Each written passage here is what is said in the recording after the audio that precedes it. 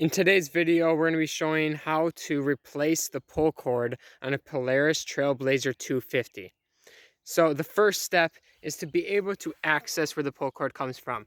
So you are going to have to take off this guard that's in the front, and you're just going to have 4 of these.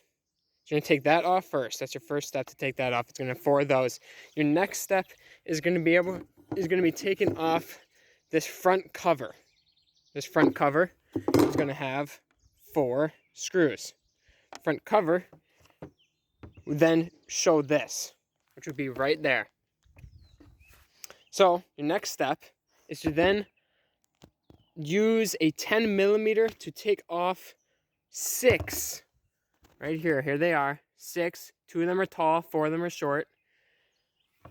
10 millimeter. Just unscrew those. Right there, there, there, there, there, and there. Right there. That'll make that appear. You take those 6 off. Now, for my cord, this is the broken end. I just use those just to cut that off. And this is the scrap of it. And that was right here. And so it's just a simple knot. So the first step that you need to do is with your new pull cord is you first need to put it through here. So there's the handle. You need to put it through there. And then you're going to bring it all the way around here. You're going to stick it through there. And then I just used a screwdriver just to stick it in there to bring it back to me. And then all you do is just tie a simple knot. And then you just pull it through. So make sure it's nice and tight. Now the next step is going to be raveling this around it and then making it tight enough so that it can go back on the four-wheeler. So as you can see, I now have it raveled around. I just looped it around over and over and over again right there. And then I have it enough so it's just right there, and then it's going to go on there. So you put it over it, match that up just like that, and then you can test it out to make sure it works. All the way too. So if it works, and then you can even flip it over to the bottom. You can check the bottom too. This is why I took it out.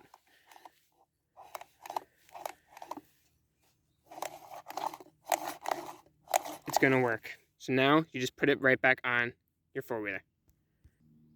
One problem that I just realized I ran in with, and you might run in this too, is that the length is not appropriate. So now you're going to look at how much extra you have, because you obviously want the handle to be tight to it. And you're going to go back, you're going to take it off, unravel it completely. You're going to go back, use a screwdriver to take that out, and then you're just going to cut it to make it appropriate, so then that it's good enough so that it can go tight to the outside. I will show it. I use my handy dandy screwdriver to stick it in there, pull it out so it's just like that. And now all you got to do, just get something to cut it. You're going to approximate. Doesn't work the first try, then the second time. And just cut it where you feel like. If you mess up, then it's just going to be more snug. If it's too loose, then you can go back and cut more. So we now cut that much off. I believe that'll be good enough. And now all you do is just retie this again, pull it tight, and then test it again. Real, just simple knot. Then you're going to pull it, force it inside there just like that, rewrap it, and test it again. Looks like I need to do about 2 more inches and it'll be perfect. So I'm going to go back and do it again. Those are the 2 that I've cut. Made sure to fit it right back in there. Now we're going to wrap it up again and test it again. Make sure to do it nice and tight. After having it a little loose, I spin it in circles, and now it is tight. And I pull it straight to it. Now I'm going to put it back on the four-wheeler, and hopefully she starts. The step I did before putting it on is make sure that you put these 4 screws back on. So now it's just one solid piece, so it'll be easier to put back on. And then just make sure again before you put it on that it goes tight to it, and then it's good to go.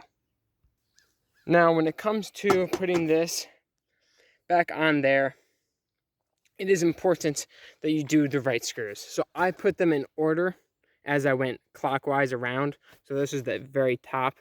So that small one, I made sure was this one. And then I just kept going around that way. So I know all of them will be exactly where they were. On mine, they have 2 washers. So make sure you do not lose those. And then make sure, again, you're putting them exactly where you pulled them out. So for here, this large, big one, you can go right there. You can also check on the side. And that will be where it goes. When tightening, again, it is a 10 millimeter. And then I also use this longer adapter to help me get in there and really tighten those really good. This one on the bottom is definitely harder to get, but then I don't use the adapter for that one. And I just reach in there.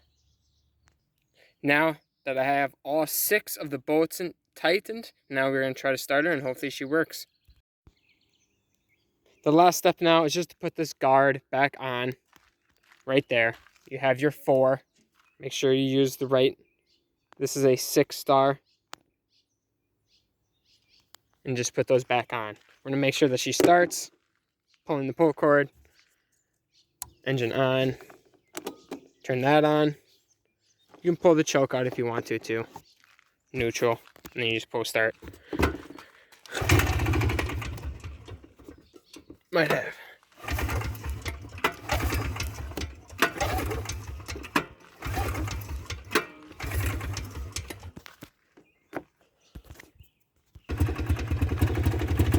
And she starts.